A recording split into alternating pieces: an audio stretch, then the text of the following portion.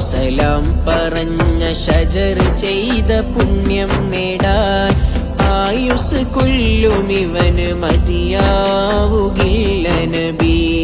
വന്നു കരം പുണർന്നു മറുകാളിക്കൊണ്ട രുചി എഴുതുമിവന്റെ കൈകൾ നുണയാത്തതെന്തു വിധി.